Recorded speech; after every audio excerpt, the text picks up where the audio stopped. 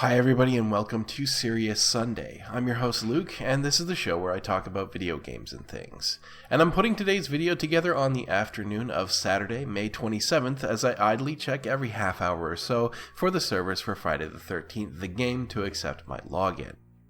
It was our plan, once Matt, John, and I all had come home from our respective jobs yesterday evening, to get into Friday the 13th and record an episode or two that I could air late night on the night of its release.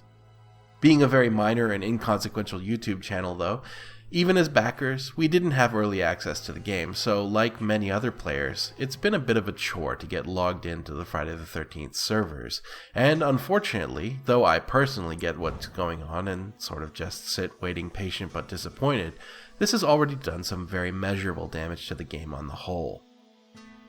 So what happened exactly?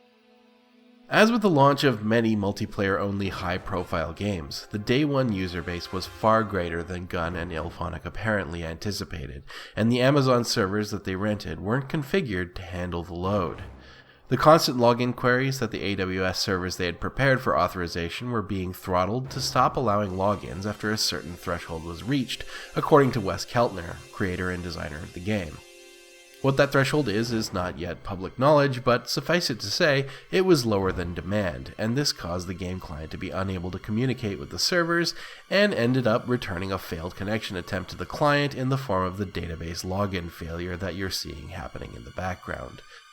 I incidentally recorded this video on Friday the 26th, but the same thing is still happening today. That's where I ended up getting stuck personally. With this issue unsolvable from my end, all we could really hope for was a quick turnaround as they migrated to upgraded servers with a much higher capacity, which takes time.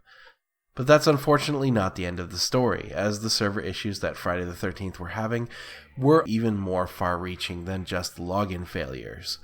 All queries to the server were bogged down, and even the matchmaking was negatively affected, so those lucky enough to have clicked the login button just as someone else vacated a slot and managed to get into the game itself could still be stuck for an indeterminate amount of time waiting for a match. As the game supports 8 players at a time, this means that it was stuck trying to grab 8 incoming logins with similar player stats within a torrent of other garbage data and warning signals, no doubt. It's been a bit of a clusterfuck, to put it bluntly.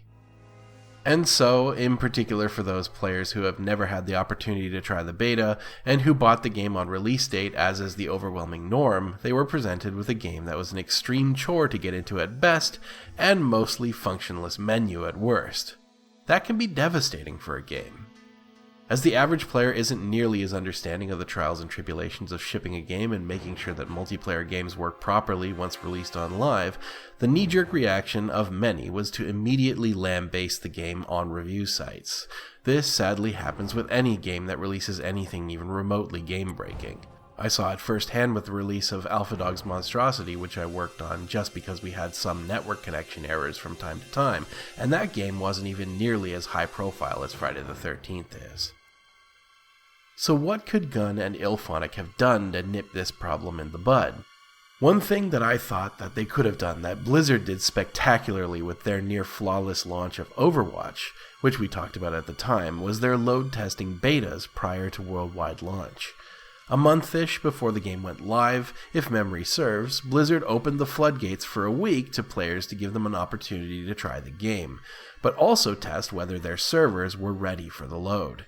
If you were active for the release of Diablo 3, you'll remember that Blizzard was having some headaches with its release, so allowing literally anyone interested in the game to install and play Overwatch was a threefold success, in that it drummed up massive interest from players who were getting to play for the first time, stress-tested their servers in the one truly reliable way to do so, by allowing millions of players to crash against the floodgates, and also by telling players to expect server errors at the time, and therefore mitigate any negative feelings about the stability thereof.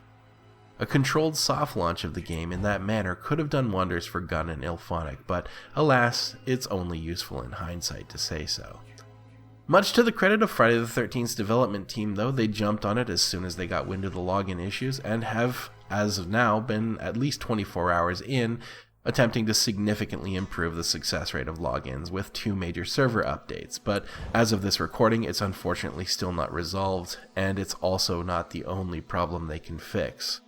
We're also seeing a lot of complaints about just how lopsided the game's balance is. This may very well be the first asymmetrical multiplayer game that many are playing, but the short version is that Jason is a force to be reckoned with. In order to succeed as a counselor, you need to be very careful, not give Jason any opportunity to find you, and be ready to fight and probably lose if he does. Players haven't yet fully grasped all of the things that a counselor has to do to not be found by Jason, and are crying bad game design or even labeling things like Jason's morph as bugs. With the game being new as it is, the best strategies for survival have yet to be made public, so the deliberately unfair balance has rubbed a lot of players the wrong way. We can't really blame them. The game has very little by way of tutorial or managed first-time user experience, or FTUI, which is a fair criticism of the game in general, for one that expects you to be accomplishing some very specific and unfortunately opaque tasks in a stressful situation, but hopefully, in time, that'll be ironed out. It's also a game about teamwork, so it means that the internet being as it is, players are also running into trolls that just hinder and even kill other counselors. And that's shitty in any multiplayer game, but eventually people will start playing less to experiment and more to win. Hopefully. As our short-running 3-episode playthrough of the beta will show you, it's a damn fun game, especially when played with friends that know how to work together. And even when the friends don't know how to work together, at least they can laugh it off when one of them dies. And so, between the server issues that the game's been having and the extreme difficulty of the game in general for the counselors, it's been a rough couple of days for Friday the 13th's ratings. And as I've mentioned in previous videos, a multiplayer game lives or dies by its player base, and can have a potentially amazing launch cut short by bad reviews, which is a huge shame. For what it's worth, once the server issues have been ironed out, the game will be fantastic for anybody that's able to enjoy it for what it is. A simple asymmetrical horror game with some fantastic gory death scenes, fantastic hunting and stalking as Jason, and brutal, punishing difficulty for camp counselors.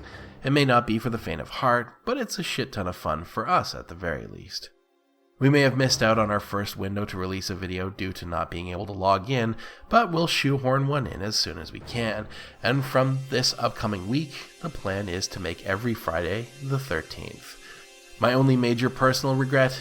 We couldn't play on release date, so I couldn't make my Friday the 26th is like Friday the double 13th joke that I was planning to make. Oh well. Anyway, that's enough out of me today.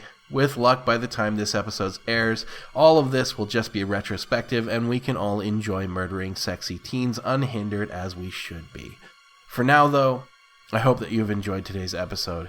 Do consider joining our little collective of game enthusiasts who love both the playing and the making thereof, and if you're here for Friday the 13th specifically, it's on its way as soon as possible, and then a new episode every week on Friday for the foreseeable future.